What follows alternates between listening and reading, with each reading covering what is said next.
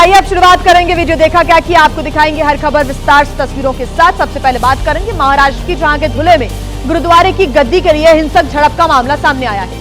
यहां पर गुरुद्वारे की गद्दी के लिए दो पक्षों के बीच पथराव हो गया, बवाल हो गया और इसकी वजह से मौके पर हड़कंप मच गया। हिंसक संघर्ष की जानकारी मिलते ही पुलिस की टीम भी मौके पर पहुंची, सख्ती बरती गई और हालातों पर काबू पाया गया। तस्वीरें आप देख सकते हैं, बवाल की तस्वीरें यहां से नजर आई हैं। दरअसल ये जो पूरा मामला है इस गुरुद्वारे के पूर्व प्रमुख बाबा धीरज सिंह खालसा की हत्या से जुड़ा बताया जा रहा है। सिख समुदाय का आरोप है कि बाबा धीरज सिंह खालसा की हत्या के पीछे रणवीर सिंह का हाथ है, जिसने पिछले 2 दिन से गुरुद्वारे पर अवैध रूप से कब्जा कर रखा था। इसी बात को लेकर नाराज लोग रात में जब गुरुद्वारे पहुंचे तो अंदर आंसू गैस के गोले छोड़े गए और पथराव शुरू हो गया। इस पथराव के बाद चीख पुकार मच गई और अफरा तफरी का माहौल बन गया और इसकी जानकारी मिलते ही पुलिस की टीम भी मौके पर पहुंची, जिसने लाठीचार्ज कर पत्थर करने वाले जो लोग हैं, पत्थरबाजी करने वाले लोगों को यहां से हटाया और हालातों पर काबू पाया। किसी तरह से यहां पर स्थिति संभल पाई है। पुलिस ने इस दौरान 8 लोगों को हिरासत में ले लिया है। इस संघर्ष में 2 लोग घायल बताए जा रहे हैं, अस्पताल में उनका इलाज चल रहा है और जिस तरह से हालात बेकाबू हो गए उसे लेकर अब पुलिस ने सख्त चेतावनी भी जारी कर दी है। 3 तस्वीरें आपके सामने। पुलिस ने चेतावनी जारी करते हुए कहा है कि जो भी लोग अब शांति भंग करने की कोशिश करेंगे उनके खिलाफ कड़ी कानूनी कार्रवाई भी की जाएगी।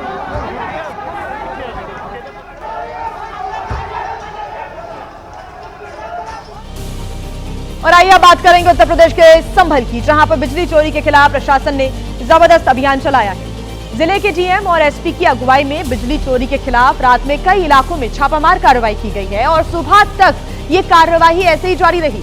बिजली विभाग और पुलिस की टीम ने संवेदनशील इलाकों में एक साथ छापामार कार्रवाई की थी। इलाके में बड़े पैमाने पर बिजली चोरी की शिकायत मिल रही थी और इसके बाद यहां पर यह कार्रवाई की गई है। कुछ जिला अधिकारी राजेंद्र पेंसिया और एसपी कृष्ण कुमार बिश्नोई मौके पर इस वक्त मौजूद रही है। 2 तस्वीरें आपके सामने। कई और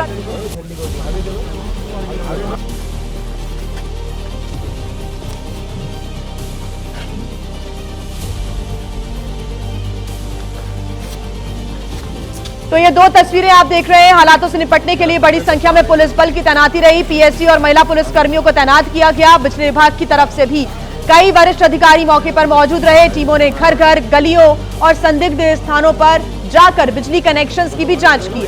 प्रशासन के मुताबिक इलाके में बड़े पैमाने पर बिजली चोरी पकड़ी गई है। पहले शिकायतें मिली, लोगों को ये हिदायत दी गई थी, लेकिन जब शिकायतें बढ़ती चली गई तो खुद डीएम और एसपी मौके पर पहुंचकर बिजली विभाग के अधिकारियों के साथ कार्रवाई करते हुए नजर आए। वहां पर बिजली चोरी का अभियान चलाया गया, जिसमें कुल 7 टीम बनाई गई थी। तो जगह ऐसी है जहां पर 50-60 घरों को एक साथ बिजली की सप्लाई हो रही थी।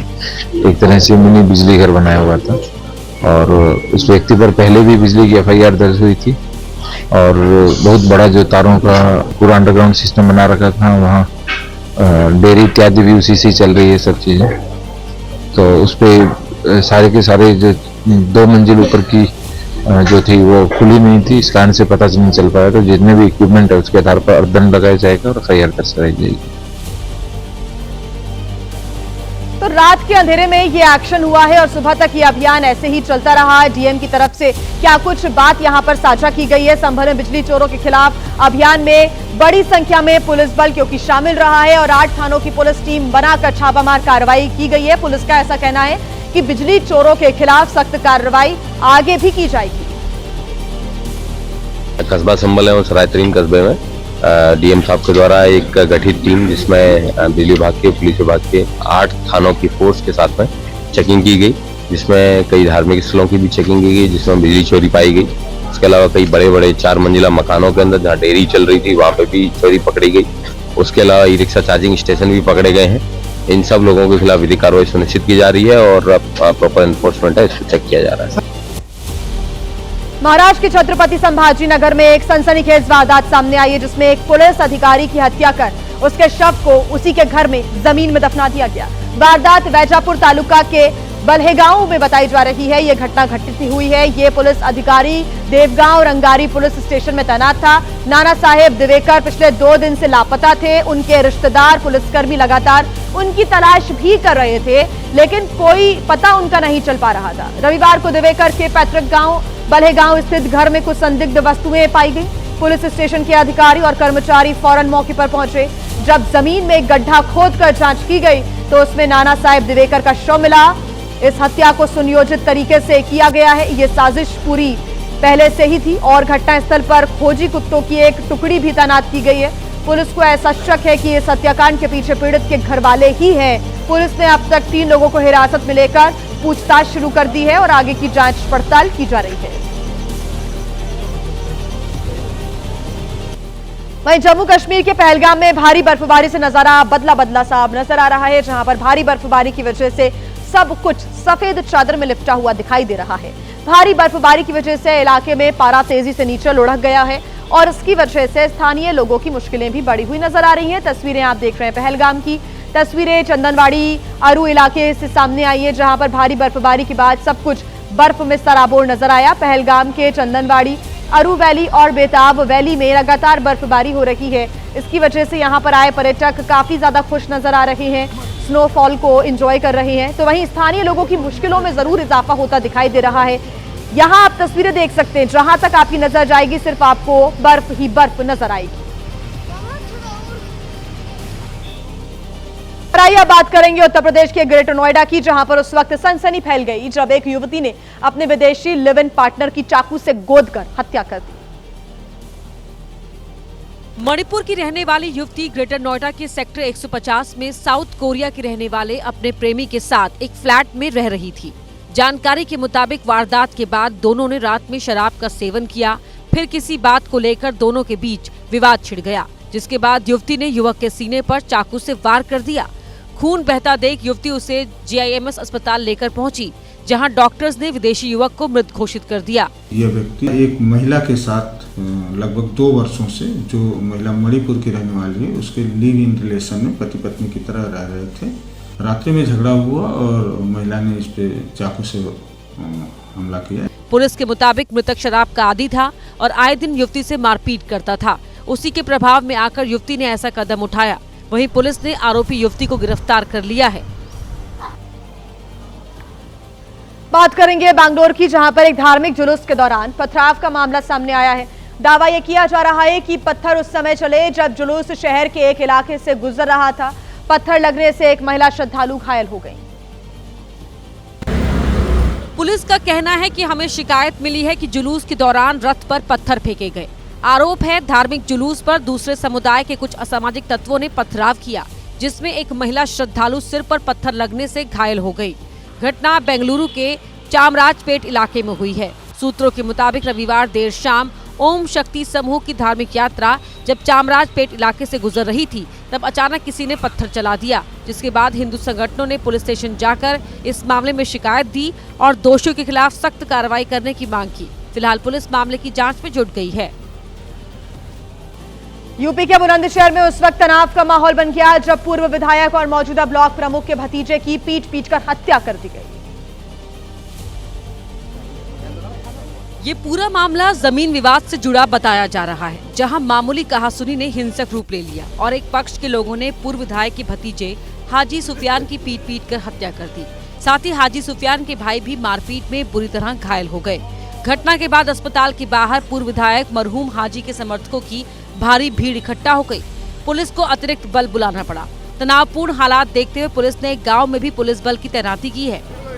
अभी तक जो ये प्रकरण समझ में आ रहा है, उसमें लग रहा है कि वो जो मुमताज की बाग को खरीदने के लेकर के, इसमें निश्चित तौर पर कई पक्ष हैं जो हम खरीदना चाहते हैं, हम खरीदना चाहते हैं, ऐसा इनके बीच में थोड़ी प्रतिद्वंदता दिख रही है। पुलिस के मुताबिक हमलावर कौन थे, कहां से आए थे, इसकी जानकारी अभी स्पष्ट नहीं हो पाई। पुलिस मामले की जांच में जुटी है और जल्द ही आरोपी को गिरफ्तार करने की बात कह रही है। वहीं तमिलनाडु की नीलगिरी पहाड़ियों के बीच चाय के बागानों में एक बाघ घायल अवस्था में देखा गया और इसके बाद पूरे इलाके में दहशत का माहौल बन गया। ऊटी में पहाड़ियों के बीच एक घायल बाघ आने से हड़कंप मच गया। बाघ की तस्वीरें ड्रोन कैमरे में रिकॉर्ड हुई हैं, जिसमें साफ तौर पर देखा जा सकता है कि बाघ चाय के बागान में छिपने की कोशिश कर रहा है, लेकिन जब तक वन विभाग की टीम वहां पहुंची, बाघ वहां नहीं पाया गया। पहाड़ी इलाका होने की वजह से बाघ के रेस्क्यू में परेशानी हो रही है। वन विभाग की टीम लगातार इलाके में ड्रोन कैमरे की मदद से कॉम्बिंग कर रही है, लेकिन बाघ का अता पता नहीं लग रहा। बाघ से बागानों में काम करने वाले लोग और स्थानियों में डर का माहौल है। घायल बाघ से पहाड़ी इलाके में लोगों में खौफ है।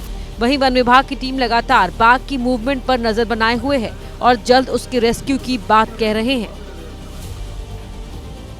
अवैध संबंधों ने कानपुर देहात में एक शख्स की जान ले ली। हत्या का आरोप पत्नी और उसके प्रेमी पर लगा है। आरोपियों ने हत्या के बाद उसे आत्महत्या का रूप देने की भी कोशिश की। वारदात बीती 27-28 दिसंबर की रात की है, लेकिन पुलिस अब जाकर मामले का खुलासा कर पाई है। परिजन शुरू से ही हत्या होने का दावा कर रहे थे। परिजनों के मुताबिक कलीम के लव मैरिज के बाद सबने उससे दूरी बना ली थी। कुछ दिनों तक सब ठीक था, लेकिन बाद में पति पत्नी के संबंधों में खटास आई और कलीम के भतीजे से उसकी पत्नी के अवैध संबंध बन गए थे। मृतक की पत्नी का चांद बाबू से अवैध संबंध था, जिसकी मृतक को जानकारी हो गई थी और उसके द्वारा इसका नियमित रूप से विरोध किया जाता था।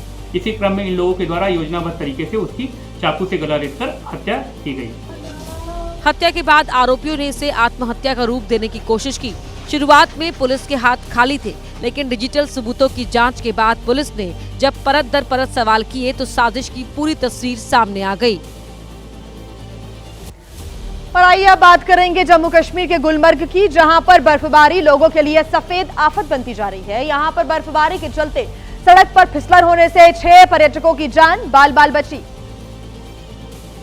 गुलमर्ग में बर्फबारी का लुत्फ उठाने जमकर पर्यटक पहुंच रहे हैं। बर्फबारी के चलते सड़कों पर गाड़ियों का निकलना मुश्किल है। ऐसे में एक पर्यटक से भरी कार सड़क के अचानक नीचे की तरफ फिसल गई। हादसा देख लोगों में अफरा तफरी मच गई। स्थानीय लोगों और टूरिस्ट की सूझबूझ से बमुश्किल सभी पर्यटकों को सफल रेस्क्यू कर लिया गया, नहीं तो ये घटना एक बड़े हादसे में तब्दील हो सकती थी। बता दें, लगातार बर्फबारी के चलते गुलमर्ग में आलम यह है कि सड़कों पर बर्फ की मोटी चादर बिछी हुई है। ऐसे में कार चालकों के लिए सड़क पर चलना किसी मुसीबत से कम नहीं है। प्रशासन ने गुलमर्ग टांग मार्ग पर सिर्फ उन्हीं गाड़ियों की अनुमति दी है जिनके पहियों में चेन लगी हो। बावजूद इसके लोग लापरवाही बरत रहे हैं। उत्तर प्रदेश के मैनपुरी में पुलिस ने एनकाउंटर में एक शातिर अपराधी को गिरफ्तार किया है और पकड़ा गया अपराधी पर एक नहीं बल्कि कई जिलों में आपराधिक मुकदमे भी दर्ज हैं। पकड़ा गया शातिर अपराधी पुलिस के लिए तब चुनौती बन गया था जब नए साल के पहले दिन ही उसने दंपति को लूट का शिकार बनाया। तब से पुलिस की कई टीम अपराधी की तलाश में जुटी थी।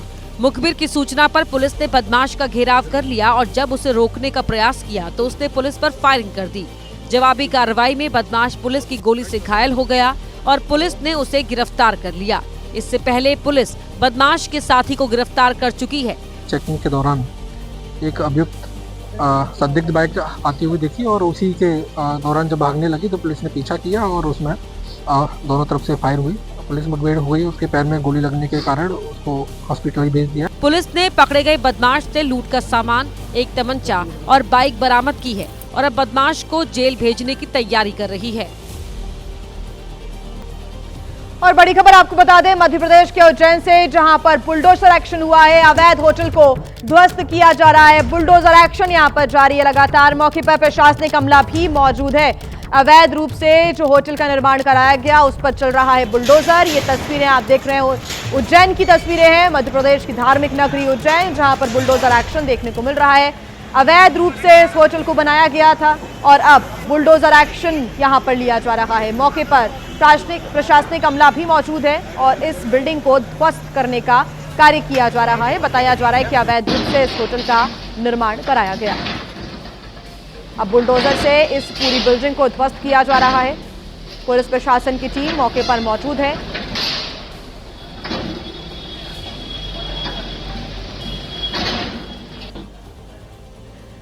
यमन की पोर्ट सिटी मुकल्ला पर कब्जे के बाद सऊदी समर्थित सेना शहर में घुस गई है। सैनिक हथियारों से लैस गाड़ियों में सड़क पर घूमते हुए नजर आए और जश्न मनाने के दौरान फायरिंग भी की। शराब पीकर वाहन चलाना जिंदगी को खतरे में डाल सकता है, लेकिन फिर भी कुछ लोग बाज नहीं आते और जान जोखिम में डालकर ड्राइविंग करने लगते हैं। कभी दाएं कभी बाएं, कभी सड़क पर तो कभी फुटपाथ पर, कभी पेड़ से टकराने से बचा तो कभी कार के सामने आने से बचा। नशे में धोती स्कूटी सवार या तो अपनी जान गंवा देता या तो दूसरे के लिए मुसीबत बन जाता। काफी देर तक ये इसी तरह सड़क पर चलता रहा और लोग इसका वीडियो बनाते रहे। अरे पायलट भाई पायलट। हैरानी की बात यह भी थी कि लोग इसे रोकने की बजाय इसका वीडियो बना रहे थे, ये जानते हुए भी कि ये हादसे का शिकार हो जाएगा। कुछ दूर आगे चलने के बाद ये शख्स किनारे रखी बैरिकेडिंग से टकरा गया। वहाँ कुछ पुलिस वाले मौजूद थे जो कुछ समझ पाते उससे पहले ही ये सड़क के दूसरे किनारे पर जाकर खुद गिर गया। अरे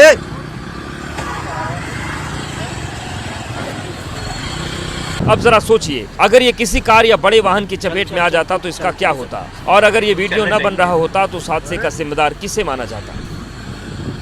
अब इस वीडियो को देखिए। कुछ लोग शराब पिए बिना ही सड़क पर नशे में रहते हैं, जैसे ये ई रिक्शा वाला। लोगों की जान को जोखिम में डालकर ये लड़का बीच सड़क पर ई रिक्शा से स्टंट कर रहा है। हालांकि अब इसका वीडियो वायरल है और जल्द ही लखनऊ पुलिस इसे सबक सिखाएगी। बात करेंगे महाराष्ट्र के अकोला की, जहां पर एआईएमआईएम चीफ असदुद्दीन ओवैसी की रैली में तब हंगामा हो गया जब उनके समर्थक अचानक ही ओवैसी के स्टेज की तरफ आगे बढ़ने लगे। समर्थकों के भारी उत्साह की वजह से मौके पर अफरा तफरी भी मच गई। ये दो तस्वीरें आप देख रहे हैं। पुलिस को एआईएमआईएम समर्थकों पर लाठीचार्ज भी करना पड़ा। तस्वीरें बीती रात की ही हैं, जहां पर असदुद्दीन ओवैसी नगर पालिका उम्मीदवार के समर्थन में आयोजित जनसभा को संबोधित कर रहे थे, लेकिन तभी उनके समर्थक बेकाबू हो गए और ओवैसी के स्टेज की तरफ बढ़ने लगे। शुरुआत में असदुद्दीन ओवैसी ने समर्थकों को रोकने की और समझाने की कोशिश की, लेकिन जब वो नहीं माने तो मौके पर मौजूद पुलिस वालों को सख्ती से पेश आना पड़ा, जिन्होंने समर्थकों को मंच से दूर रखने के लिए लाठीचार्ज कर दिया और उसकी वजह से मौके पर अफरा तफरी मच गई। ये तस्वीरें हम आपको दिखा रहे हैं, दो तस्वीरें। पहली तस्वीर में ओवैसी समर्थकों को समझाने और रोकने की कोशिश करते हैं और दूसरी तस्वीर में पुलिस वाले एआईएमआईएम समर्थकों पर लाठीचार्ज करते नजर आ रहे हैं।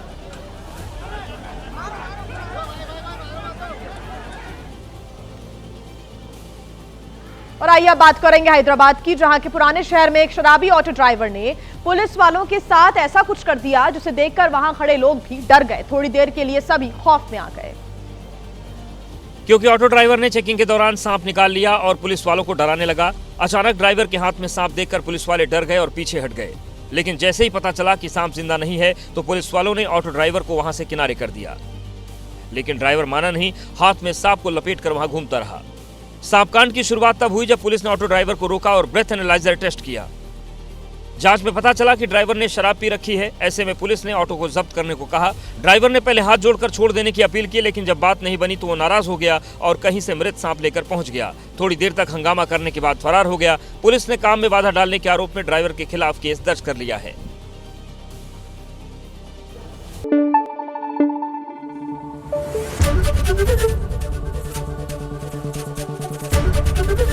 एबीपी न्यूज आपको रखे आगे।